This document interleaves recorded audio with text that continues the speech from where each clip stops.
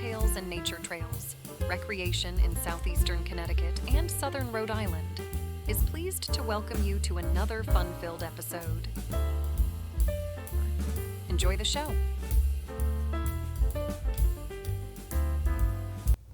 Ahoy there, and welcome to Nautical Tales and Nature Trails, Recreation in Southeastern Connecticut and Southern Rhode Island. My name's Will Morrissey, and I'll be your host as we travel through this adventure. My wife, Bridget, is the producer of the show, and the reason for it is because of the book that we wrote. Bridget travels up and down the Connecticut and Rhode Island shorelines from Old Lyme to Charlestown. She zigzags from Mystic to Nashantucket to Uncasville. She's all over helping people find their dream home in this area. She's a very busy realtor, and she knows all the back roads because she doesn't like driving on I-95. Can you blame her? But she runs across all the attractions, knows where they all are, so put them together in the book. And we try to help out the folks that are moving into the area because there's a tidal wave of people coming here. Whether they're building the submarines or the brave souls that are driving the submarines. We've got students at UConn at Avery Point, Mitchell College, Connecticut College, got the cadets at the United States Coast Guard Academy, plus all the visitors that are coming. Last year, 2023, Mystic was recognized as the 4th highest travel destination in all the United States. So there's all kinds of things going on, and we just want to help people find out what's going on. And today, we're going to be in New London with Susan Tamilevich from the Custom House Museum. Welcome, Susan. Thank you, Will, and very kind of you to have me on the show. Oh, well, we're pleased to. I mean, you have such a big part of New London's history at the Custom House Museum, and I'm just wondering how you personally got involved with it. Well, it's kind of a funny story. I worked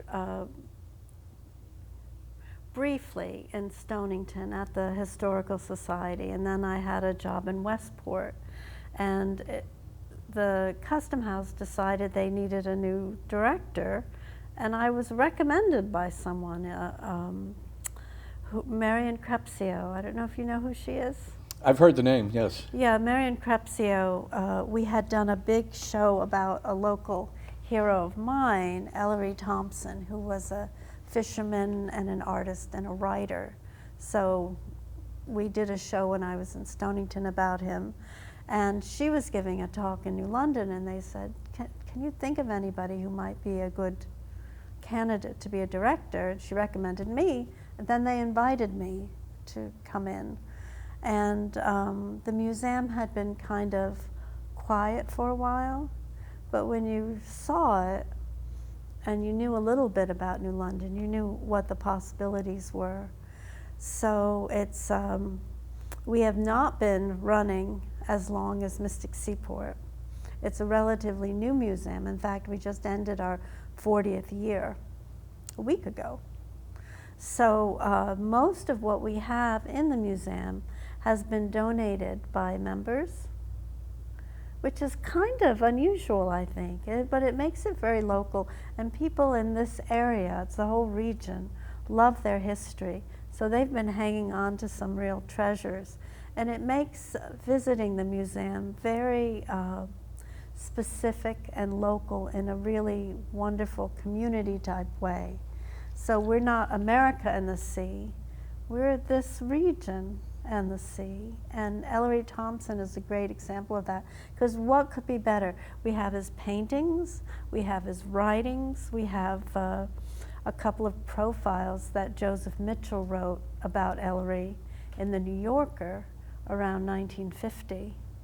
And then Ellery, being such a Yankee, he said, well, if he can write about me and put it in a book, it was compiled in a book, I can write about myself. And you'd say, well, what are the chances that a book by a New London fisherman would be a hit?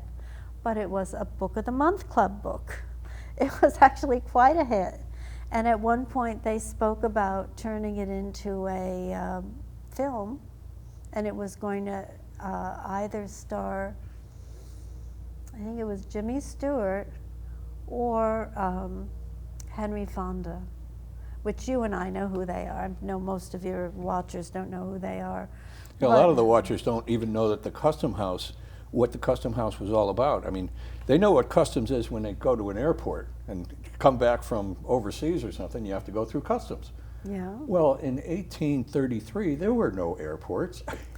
It was, the customs house was where you came in and docked, you know, when you came in from overseas, right? In 1833 is when Yes. it started in New London. Well, it's kind of true, kind of true. New London is a very deep, natural port. It's a great port, and since colonial times, New London was the customs center even for the colony of Connecticut. And it's a lot of the character of New London, a lot of the history is all around the port, the fact that it was this port. And in those days, shipping was all on ships, right? That's what shipping was. There were no airplanes. There were no airplanes. There were not good roads. Whenever they could, they'd go down a river and go to Long Island Sound, and that was the easiest way to transport goods. There also were no income taxes, and a lot of the taxes we are familiar with today had not been instituted yet.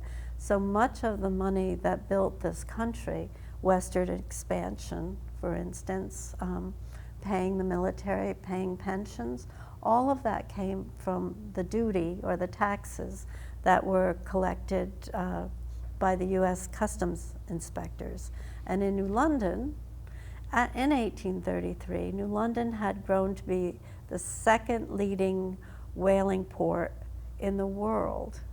And so whale blubber and oil and the other byproducts of the whale, the baleen, the teeth, all of that, the bone, made New London a very big contributor to the national economy. Well, we have a video that kind of explains a lot of things that you have in the custom house. Hey, Michael and Bridget, if you can run that for us. There we are. Yes, you must have been there recently. Yes, I was there last Saturday or Sunday. Oh my goodness. Well, yes, U.S. Customs House. We try to be good community members. We put out brochures from all over town, just like you, doing the service with this program. Two of our members are deep sea divers. One collects the more folk-like helmets. The other, a professional diver, has that other gear. And because of the submarines and the diving that people have learned from the submariners, we have a great collection. This is Ellery Thompson, the person I spoke about, who is just one of my favorite local characters. Some of his paintings, he painted all his life. They're all local ships, local lighthouses. The one in the upper right is actually the Eagle before it got its 1976 stripe on it. Got all kinds of stories there, huh? Well, yes, there are. That's a Navy suit in front of a exhibit we're doing on local seashells, yet to come. Kids Ahoy is a favorite of mine. That wheel is not just sitting there, it's a place for selfies, and we have all kinds of hats. But we have actually quite a terrific collection of nautical inspired sailor outfits. And what's the opposite of an obedient sailor? Wild, free pirate. So we have the pirates, we have sailor toys from all over the world, and it all began, these are from the late 19th century, it all began in England with Queen Victoria when she had a sailor suit made for Bertie, her eldest son.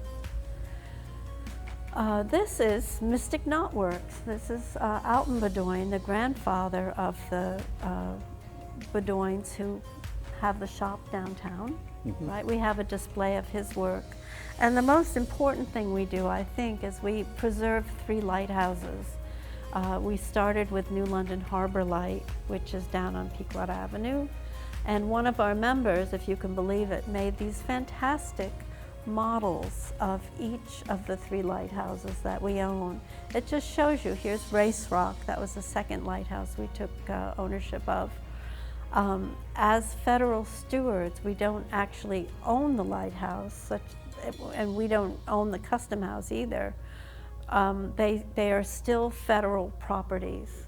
The Custom House, in fact, is owned by the City of New London, but a building like Ledge Lighthouse, we have the responsibility to teach about it, which we do every day at the museum, and that is actually the original Fresnel lens that was in Ledge Lighthouse until the 1980s. But we also have a responsibility to maintain the buildings and also bring the public out to see them, to have public access. You know, the buildings were built by the public and maintained by them for, in the case of Ledge Light, more than 100 years.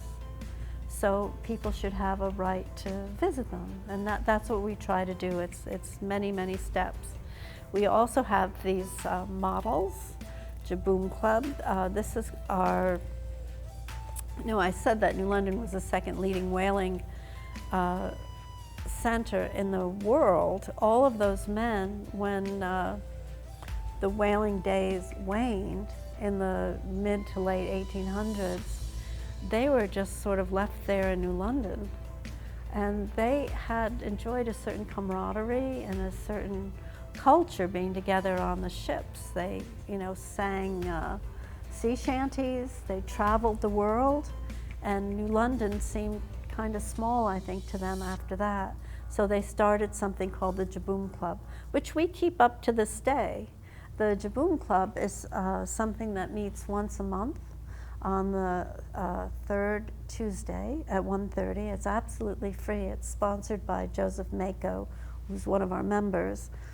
And we have a speaker come in, sort of like this, who has some nautical association.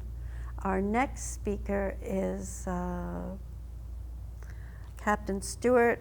I'm sorry, I'm not going to remember his name, but he's somebody I just met who gives sailing trips out of Shaw's Cove, where Captain Scott's is. And I just met him last week, and he's promised to, he's got many, many maritime stories that are slightly incredulous, and the one he's going to tell at the next Jaboom is about being on a sailing ship, the last commercial vessel leaving New York. It was supposed to be a short trip. The engine broke down and they had to sail, and the time of the trip was multiplied by 4. So we'll see what he has to say. But it's nice to know, you know, the thing about New London is it's full of people who have the most extraordinary experience and knowledge. And the great thing about the Jaboom Club is we get to find these people and learn about them while they're still living.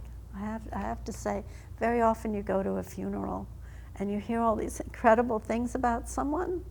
You know, you don't realize what their life has been.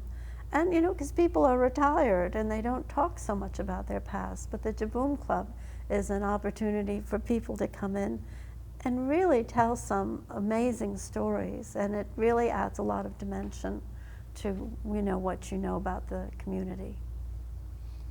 That's a pretty cool story in itself. Well, you know, it was revived just before I started at the Custom House, which is to say more than 16 years ago. And it's gone along with Russ DeMarco and Rob Pittaway have been the stalwarts there. It used to be Archie Chester. Did you know Archie? No, I didn't. Oh my God, everything in this area is called Chester, right?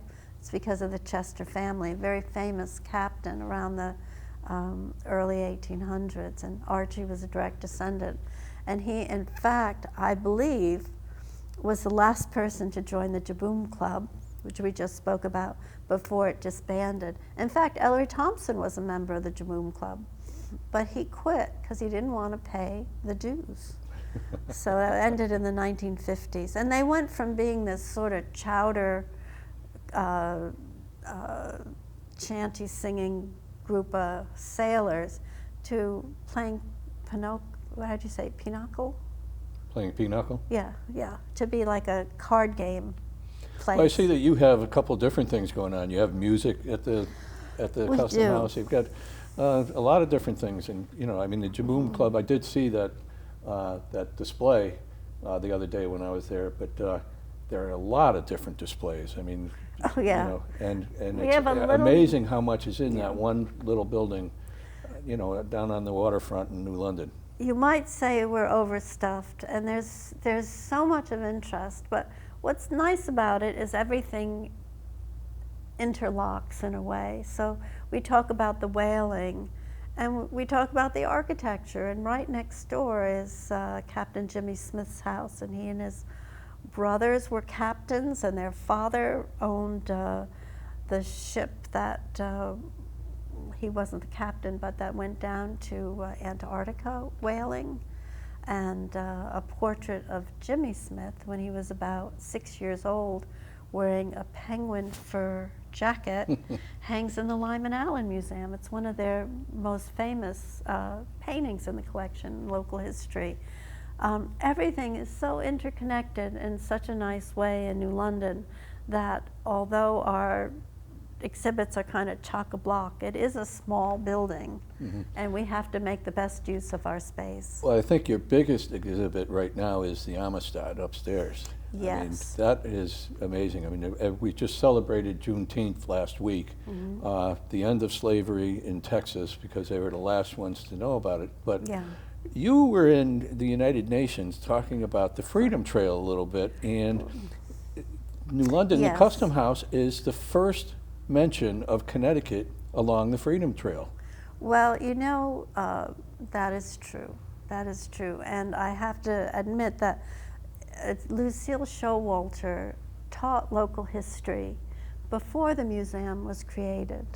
She was adult education. I think she also taught a class at Connecticut College. And when they wanted to do something with the Custom House, you know, there was preserving the Custom House was a very early preservationist effort in New London, one of the earliest. The town, federal government, as they do, said, oh, this is excess. We don't have a lot of customs going on in New London anymore. The focus has shifted to New Haven. We should just sell this building as surplus. And the citizens rallied and they said, no, we love the Custom House. We want to preserve it. So they protested. The federal government sold it, I think, for $1. They didn't really sell it, but they gave it to the city to be the stewards of the building. And the city agreed to do that because there had been this effort led by Lucille Showalter to keep the building alive. And what were they going to do with it? Well, one of the things they're doing is at the Amistad exhibit, and I think we have a video for that. Well, you know, they had an art museum, Lyman Allen. They had a history museum, the Shaw Mansion. So Well, they Michael, decided, if we could run that video on the Amistad. Yeah, and Lucille Showalter, she was a great advocate for this story before the film, the Spielberg film, and before it was reconstructed. The replica ship was reconstructed at the seaport. So the Custom House has always had an exhibition, and it is the Amistad Revolt was famous because it was slave trading, and they had a revolt on the ship, and the ship ended up coming into New London, and so that's why it got named on the Freedom Trail first. Before the court date started in New Haven and up in Hartford, the ship was docked right here at New London's Custom House Pier. Yes, and you know, we have a great exhibit about the exhibition about the Amistad. And it was the exhibition that was created when the ship was replicated, and it was up at the Connecticut Historical Society for I think 15 years. And then from one day to the next, they said, would you like it? We said yes. A bunch of volunteers went up, and we combined the previous exhibit we had with this new exhibition. And it's quite a spectacular show, but you can see that the wall texts are not just wall texts. They're printed on these sails. And what they do is they give real time, in 1839, accounts from the newspaper telling what happened. Here you there. are at the United Nations with Oh the my exhibit, right? God, 15 years younger, absolutely. But yes, we brought the exhibition. We're very, very lucky to be able to bring it down to the United Nations. And I did speak there. That was quite something. Well, Joseph Cinquet led the mutiny, and they ended up getting their freedom because it was at the time of anti-slavery, and Connecticut was, the abolitionists were rising up and they were trying to make their point known, and that's how it got to go to court. Now there's the Amistad replica that you were talking about. It's at the right pier out in our New window London. right That's now. right.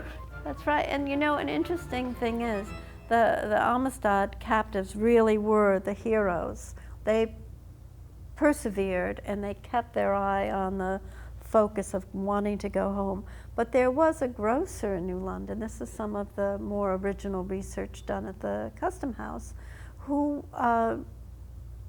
wrote to the abolitionists, and he found out the story behind the scenes from talking to the Spanish traders who had brought in who had illegally purchased the Amistad captives. He heard the real story from them, and he realized that it was illegal from start to finish.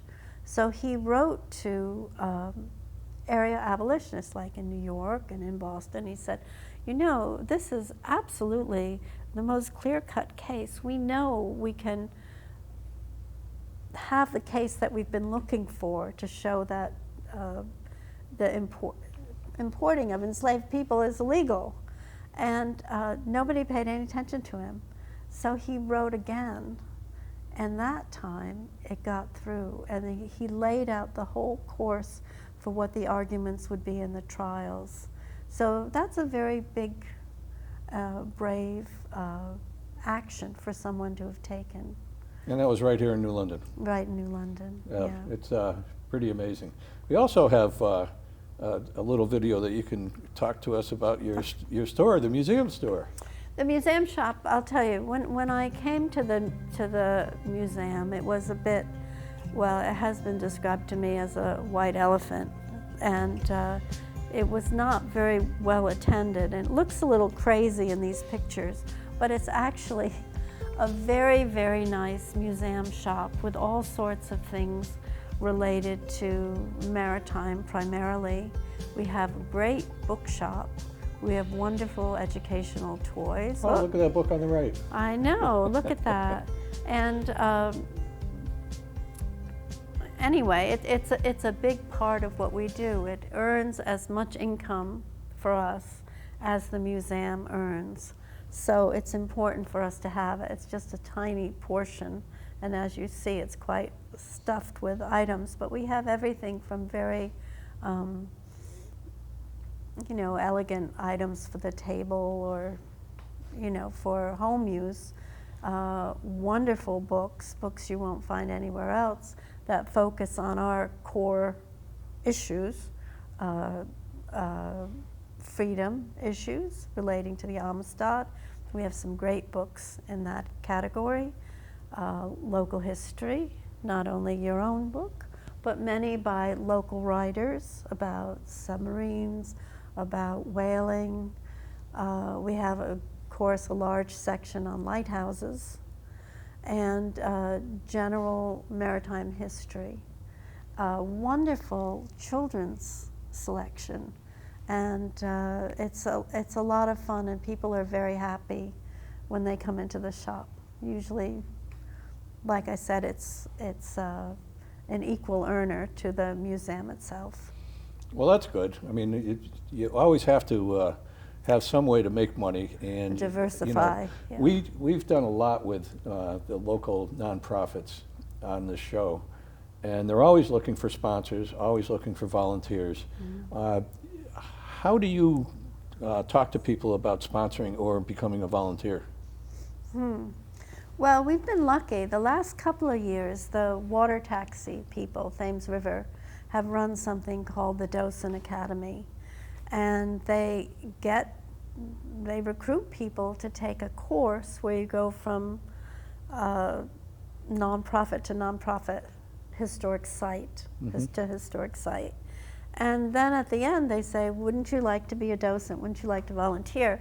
And every year we get 2 or more of these academy graduates to come and work at the Custom House. And you know, we have all kinds of things we do. We do programs, like you mentioned, music. We love music. We have very good acoustics inside the building, wonderful Steinway piano, we keep it tuned, and available for music teachers to have their recitals. You know, we don't charge for that. We love to have the kids come in. It's on a square piano too, isn't it? Oh yes, we have a rather spectacular donation. We have several, but one was a square piano from 1812, and we were able to host the Connecticut Early Music Festival a couple years ago during COVID, and they did a number of performances using that piano. Well, there's going to be some performances coming up pretty soon. We've got another video on a big event coming to New London. That is true. Michael, can you run that one about SailFest?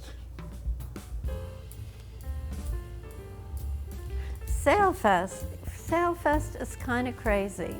Because I have a broken foot right now, I probably won't be down there. I won't be on those crazy rides.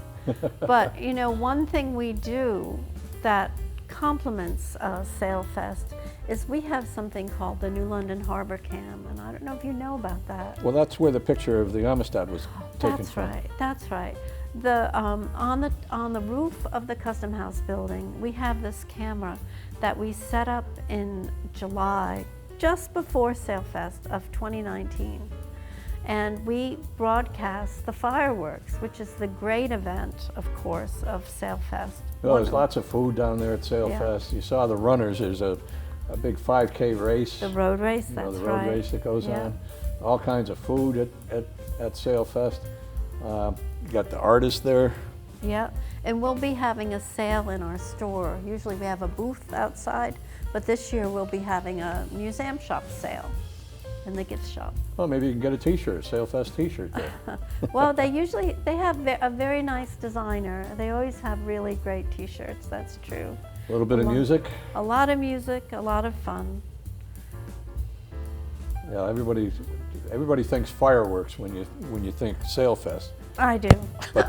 But there's a lot going on there. You know? But the fireworks are the big part of the show. Yes, and we, like I said, we have the Harbor Cam. It started out with 0, and now we've had 6.1 million viewers on that Harbor Cam, up 200,000 from 3 weeks ago. Well, hopefully there's a few more after the show. Exactly. But it's really fun. You know, New London was not a very lively harbor for a while. We always had the ferries, right? Mm-hmm. The ferries are great. But now you've got these crazy wind turbine parts being towed in. You have the submarines always. You have the tugboats. You have so much going on. And in the summer, you have the summer afternoon sailboats. It's quite a beautiful, it's a beautiful scene, and you can watch it 24 hours a day. I love watching things happen in New London. I used to live in New London, but we've got one more video I want to show today. If you remember, 2 months ago we did the Earth Day Expo. Michael, can you run that for me? We went down there and we were part of the Earth Day Expo at the Groton Public Library, but David Standrich was there, and he was selling kelp popcorn. Now, David is the executive chef at the Shipwright's Daughter in Mystic. It's part of the Whalers Inn. And he and Amanda Arling went out to Chicago a couple weeks ago. I saw this on Amanda's LinkedIn page. And he had been nominated for the James Beard Foundation Excellence Award. And he ends up being, it's like getting the Oscars for being a chef.